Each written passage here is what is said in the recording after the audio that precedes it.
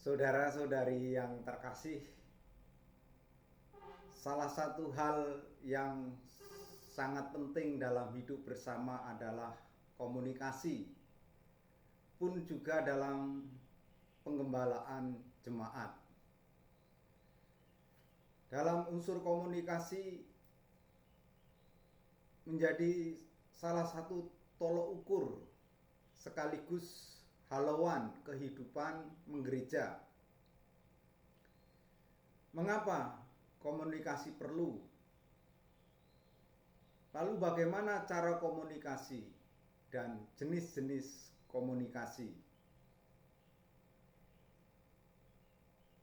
Mari kita memperbaiki komunikasi kita sekaligus untuk mawas diri.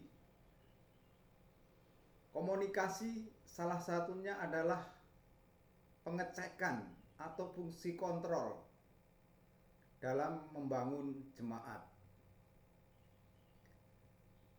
Pertanyaan refleksi untuk kita semua.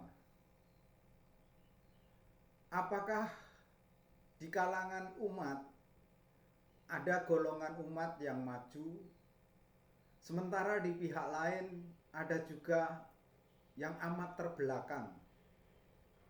Dalam hal apa? Apakah itu masih wajar? Apakah dalam lingkungan Anda ada beberapa kelompok yang aktif tetapi sering dicap sebagai kelompok elit, suka menyendiri? Pertanyaannya adalah, sampai di mana hal seperti itu wajar dan betul? Lalu dari segi mana hal seperti itu keliru?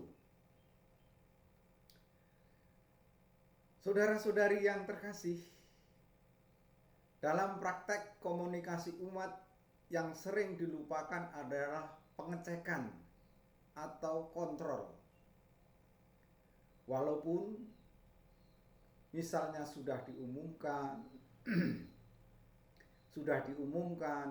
sudah disampaikan bahwa minggu depan dia tugas lektor atau mazmur, dia memimpin ibadat, kita tetap masih harus memeriksa lagi, menanyakan lagi secara tidak resmi apakah pesan itu benar-benar sudah diketahui dan diterima. Jangan bersikap karena sudah diumumkan maka pasti jalan. Belum tentu. Dalam penggembalaan jemaat, yang sering terjadi adalah hubungan sudah diadakan tetapi tidak terhubungkan, tidak terjawab. Misalnya diumumkan rapat tetapi yang datang sedikit. Karena apa? Mungkin surat undangan tidak sampai atau terlambat. Lalu maksud baik dari atas dan itu tidak sampai kepada umat, kita perlu sekali lagi mengontrol, menanyakan mengapa hal itu tidak berjalan. Atau mungkinkah karena kurang memahami perasaan umat sehingga tidak dijalankan dengan sepenuh hati. Begitu juga hubungan dari bawah, yakni dari umat ke pengurus lingkungan atau ketua lingkungan, sering juga tidak sampai kepada yang dimaksud. Umat pun harus sering diajak bicara. Jangan cuma disuruh lalu diam saja.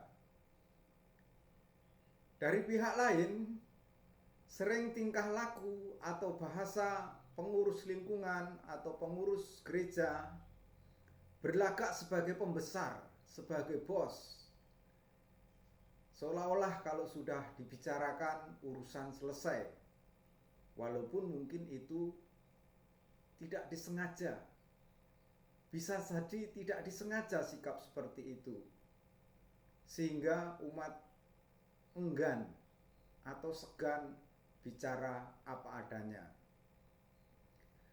Dengan kata lain, hubungan yang diadakan itu baru menjadi hubungan sejati atau komunikasi itu menjadi komunikatif jika yang dihubungi sudah menerima pesannya. Apakah perkara atau hal yang harus dihubungkan sudah sampai atau belum, itu perlu dicek, dikontrol, ditanyakan. Bila sudah sampai, apakah yang dihubungi lantas menjawab, mengiyakan atau tidak? Baru kalau soal menerima dan menjawab komunikasi itu terwujud, maka boleh dikatakan hubungan benar-benar ada sehingga bersifat komunikatif. Komunikasi yang komunikatif artinya komunikasi yang nyambung, ada hubungan timbal balik. Supaya komunikasi itu komunikatif, semuanya tergantung dari iklim pergaulan, relasi yang akrab sehati seperasaan antara umat dan pelayan gereja. Suasana kerja itulah yang mendahului, yang terlebih dahulu harus diciptakan, sehingga melahirkan iklim sikap saling percaya dan bersemangat untuk mencari unsur-unsur yang baik dalam jemaat. Pada umumnya dapat dikatakan bahwa komunikasi harus baik dalam 4 arah. Pertama, antara pelayan umat dengan umatnya sendiri, ketua lingkungan atau pengurus lingkungan atau pengurus gereja dengan umat. Sebaliknya, antara dari umat ke pengurus lingkungan. Kalau dari pengurus lingkungan ke umat sampai, lalu dari umat ke pengurus lingkungan juga baik. Lalu bagaimana di antara umat sendiri? Apakah di antara umat sendiri sudah kompak, sudah komunikatif dalam hidup sehari-hari? Lalu yang terakhir, antar umat dengan umat. Maksudnya lingkungan yang satu dengan lingkungan yang lain. Secara teratur atau berkala, hal-hal yang berkaitan dengan komunikasi, dengan program kerja perlu dicek, diteliti kembali. Dan kalau ada sesuatu yang kurang, diperbaiki. Komunikasi, unsur yang penting dalam hidup bersama, juga dalam mengembalakan jemaat.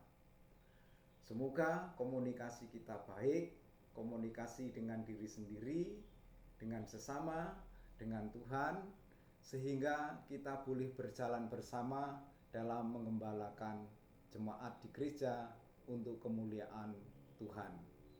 Mari kita menjadi gereja yang bersekutu, berpartisipasi, dan melakukan karya misi.